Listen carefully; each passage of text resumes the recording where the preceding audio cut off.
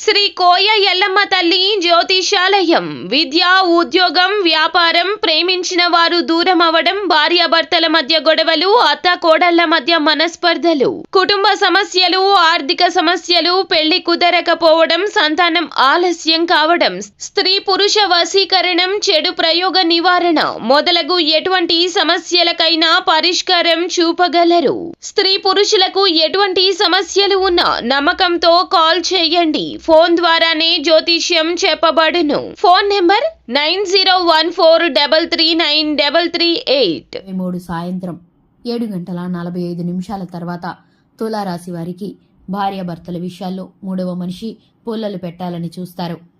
జాగ్రత్త. జనవరి 23వ తేదీ తర్వాత చాలా జాగ్రత్తగా ఉండాలి. ఎందుకంటే భార్యాభర్తల విషయంలో పుల్లలు పెట్టే మధ్యవర్తులు చాలా మంది ఉంటారు. దానికి సంబంధించిన విషయాలు ఎవరు ఏ విధంగా చేయబోతున్నారో, ఎవరు ఈ పని చేయడానికి సాహసిస్తున్నారో, మీ జీవితంలో రావటానికి వారు ఎందుకు ఇలా ప్రయత్నిస్తున్నారు, అలాగే తులారాశి వారికి కలగబోయేటటువంటి శుభ అశుభ ఫలితాలు, అలాగే గ్రహ గోచర ఫలితాలు ఏ విధంగా ఉన్నాయో తెలుసుకోవడానికి వీడియోని పూర్తిగా చూడండి. ఎక్కడ కూడా వీడియోని స్కిప్ చేయకుండా పూర్తిగా వీడియోని చూసినట్లయితే మేము ఏం చెప్పబోతున్నామో మీకు అర్థమవుతుంది. అలాగే ఇంతవరకు ఎవరైనా వీడియోని లైక్ చేయకుండా ఉంటే గనక వెంటనే వీడియోని లైక్ చేయండి. ఇక వివరాల్లోకి వెళ్ళిపోదాము. వివరాల్లోకి వెళ్లే ముందు మా చిన్న రిక్వెస్ట్ ఏంటంటే గనక ఫస్ట్ టైం ఎవరైనా ఛానల్ని చూస్తున్న వారు ఉంటే కనుక వెంటనే ఛానల్ని సబ్స్క్రైబ్ చేసుకోండి. అలాగే పక్కనే ఉన్న గంట సింబల్ మీద ఆల్ అనే అప్డేట్స్ని క్లిక్ చేసినట్లయితే కనుక మేము చేసే ప్రతి వీడియో నోటిఫికేషన్ మీ వరకు చేరుతుంది. ఇక వివరాల్లోకి వెళ్ళిపోదాము. తులారాశి వ్యక్తులు చాలా మంచి మనస్తత్వం కలవారుగా ఉంటారు.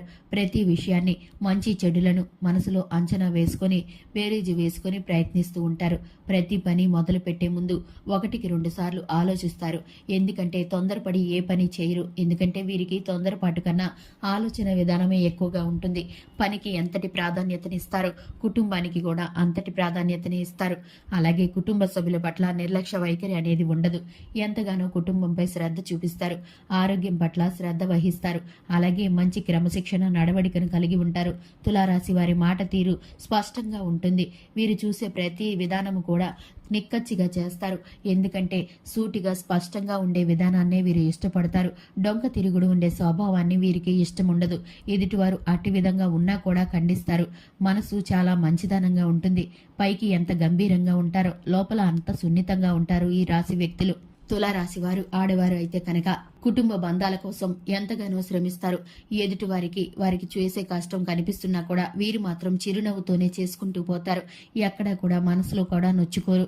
అంతటి ప్రేమతో చేస్తారు. అంకిత భావంతో కుటుంబ సభ్యులకు ఏ పని చేసినా చేసి పెడుతూ ఉంటారు.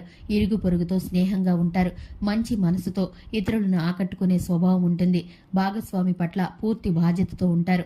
భాగస్వామికి కావలసిన ప్రతి అవసరతని కూడా ఏ లోటు లేకుండా తీర్చడానికి ప్రయత్నం చేస్తారు. అలాగే తులారాశి వ్యక్తులు ఏ పని మొదలు పెట్టే ముందైనా సరే శివారాధన తప్పనిసరిగా చేసుకుని గనక మొదలు పెడితే గనక మీకు అనుకూల ఫలితాలు ఉండబోతున్నాయి. అలాగే ఉద్యోగ, వ్యాపార, వాణిజ్య రంగాల్లో పెట్టుబడులు పెట్టాలనుకునేవారు ఆచితూచి అంచనాలను వేసుకోవాలి. ఎందుకంటే కొన్ని ఫలితాలు మీకు ప్రతికూలంగా మారే పరిస్థితులు కనిపిస్తున్నాయి. కాబట్టి మీ గ్రహ ఫలితాల ప్రకారం, దినఫలాల ప్రకారం మీరు కొంత సమయం వేచి చూడాల్సి ఉంటుంది. 23వ తేదీ తర్వాత మీరు చేసే ప్రతి పని కూడా మీకు అనుకూలిస్తుంది. ఎందుకంటే మీకు గ్రహ ఫలితాలు అనుకూలంగా మారబోతున్నాయి. అలాగే గోచర ఫలితాల రీత్యా చూసుకుంటే కనుక మీరు చేసే పనిలో మీకు అనుకూలత, విజయం అనేది సాధించబోతున్నారు.